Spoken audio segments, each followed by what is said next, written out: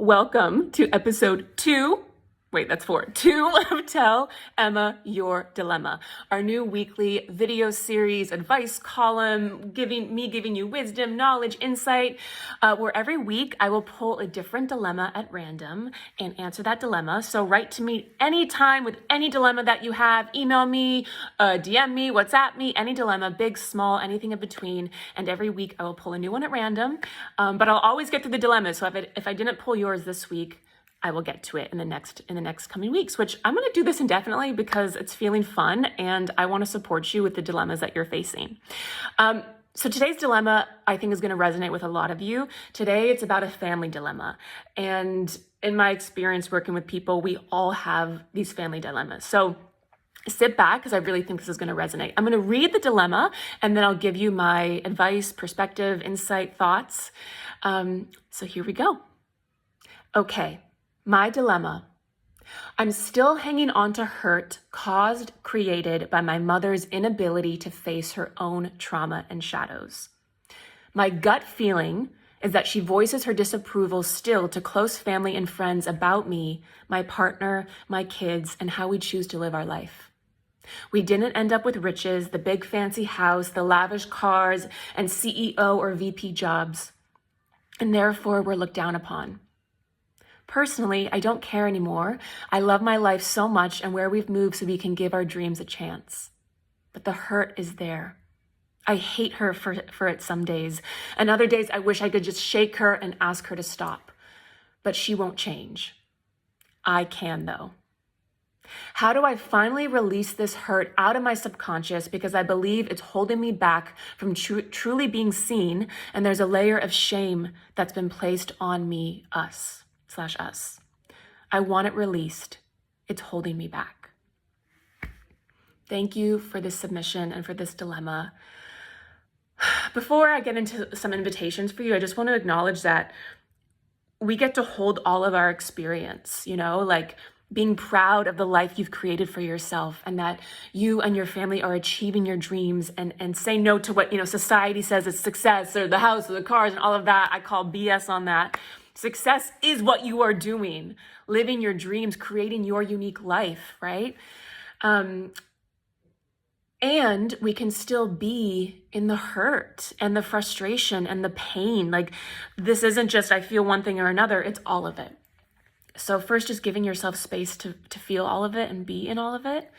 I have some notes because I don't want to forget anything.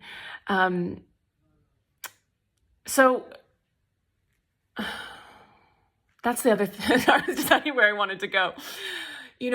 As you acknowledge in this question, we can't change other people, and it's unfortunate that we can't change other people, but there's also a power there because we only ever have control over ourselves and how we respond. So I have a few different things I want to offer you today because how we can release this in the subconscious. What I'm going to offer you today is some things I do with you in an RTT session that also, because I know you and the person submitting the question, I know you are able to do this in your own space and time. So I'm kind of going to alter it a little bit of what I would do with you in session and how you can kind of explore these exercises on your own to tap into the subconscious and to start releasing things. So what I would invite you to do first is guide yourself into a hypnotic state, which, you can do from one of my recordings, or you can even just drop into, a meditation because we start relaxing the body and getting into those brainwaves, getting into that state. And there's this great thing called the universal brain or the universal subconscious mind. And we can tap into other people's energies and other people and their minds and have conversations with them.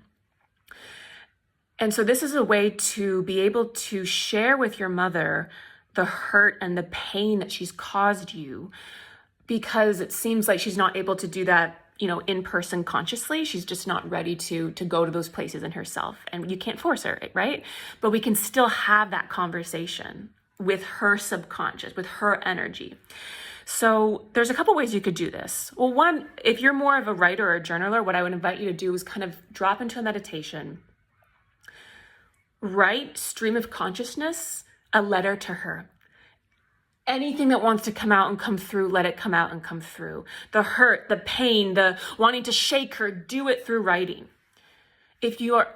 I love to write. For me, more, I'm a speaker. That's why we're doing these videos. So what I would invite you to do is drop into a hypnotic state, drop into meditation. And again, because I know you and you're able to do this, call in her subconscious, call in her energy, see her in front of you, feel her in front of you. And she's there. Trust that she's there because she is. Her subconscious is there. And that's your moment to speak. And I would invite you to use your voice. Again, be in a private space, in your own room, in your own, eyes closed.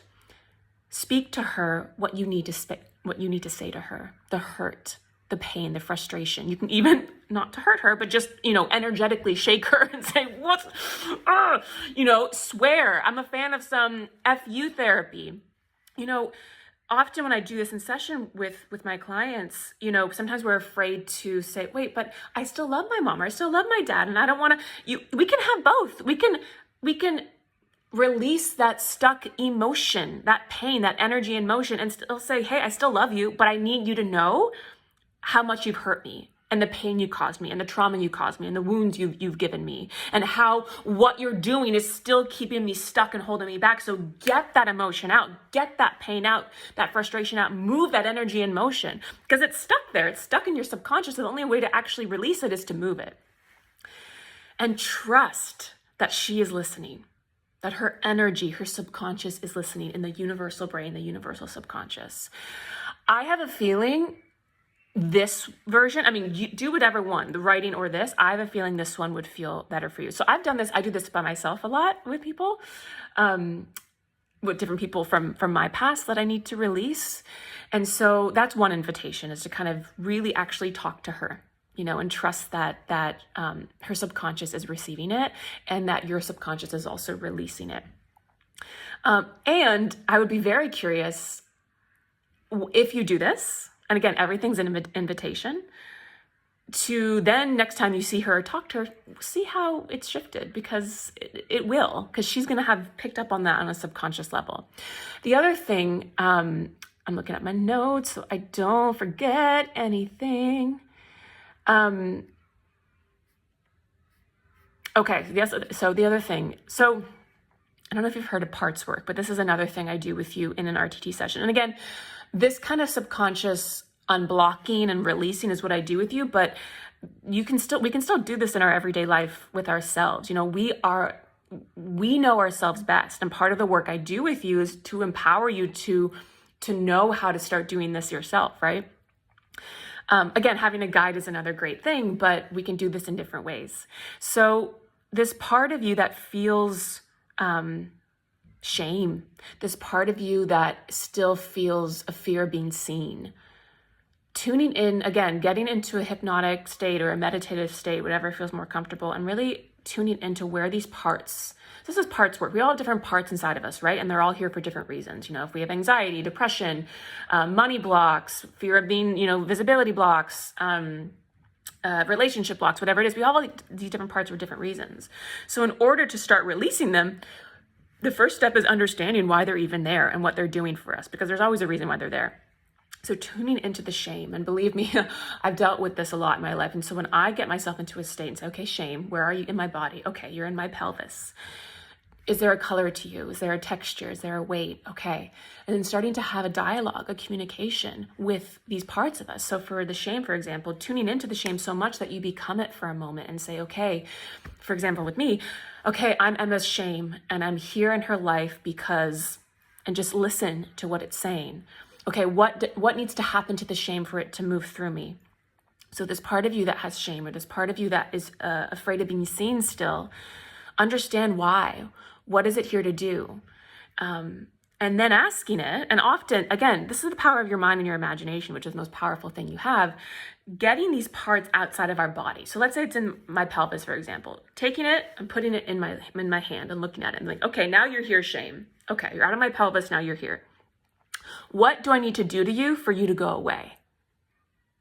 Okay, maybe if it's this like sticky thing, I can just like start crushing it and just like this shame, I'm just going to crush and make smaller and smaller and smaller, and then like throw the shame away. So really asking these parts, these different parts that we have inside, what do you need to do to change? What do you need to do to change? And then through the power of your mind and imagination, you can change it. You can shift it. You can release it, right? Again, our minds, our imaginations are the most powerful thing we have in the world. And we can shift these parts. We can shift we can shift these parts of ourselves. So this is like a little taste of what I do with you in session. But again, you can do these kinds of things on your own and explore them on your own and just be curious. It might not, these parts might not be ready to go right away. But it's not about getting to a finish line all the time. It's about the experience and the wisdom and the insight you're getting along the way. Just trying to see if I have more thoughts for this today. I know it's really hard when we can't force people to change, to heal, to look at these parts of themselves. But what we can do is focus on us and our journey and our healing. And in my experience with people, when we start to shift and heal and change, they're going to pick up on that energetically and subconsciously. Again, when you do that exercise by yourself, I would be very curious about how you're, moving forward when you speak to your mother or interact with her, how her energy would be different to you. I've had clients where we've done certain exercises like this in session, and then all of a sudden they're like, wow, my mom called me out of the blue and she never calls. And she said this, so she apologized for this, because they pick up on it energetically and subconsciously. The part of it is actually about releasing the hurt, the pain, actually like getting it out and vocalizing it and speaking it, and it's okay to say like, I hate you for judging me, and like, F you for judging me and my kids, and like, who cares if we don't have the fancy, house and car, blah, blah, blah. We're living our dreams, and F you, whatever is feeling true and good for you. That's how we start to move through the blocks. And when we can move that emotion, energy, and motion through our bodies, our minds, our systems, I promise you the temperature, the activation in the body is going to start to go down. I know for me, when I had certain blocks, when I first started my private practice, I had to move this stuff, and all of a sudden I'm like, wow, I'm way more comfortable being seen and being heard. But we need to allow ourselves the space and time to actually move through the pain and the hurt. Okay. I could keep going. I hope this resonated. If you have any questions, please reach out at any time. I know these exercises can feel a bit like I'm offering you a lot. So if you have questions about them or thoughts, or let me know how it goes, I want to know. I'm here. So yeah, there's a way we can get into a relaxed state, feel her, speak and release, and then tap into these parts of ourselves and start to shift them and move them ourselves. And just by asking, I have one more.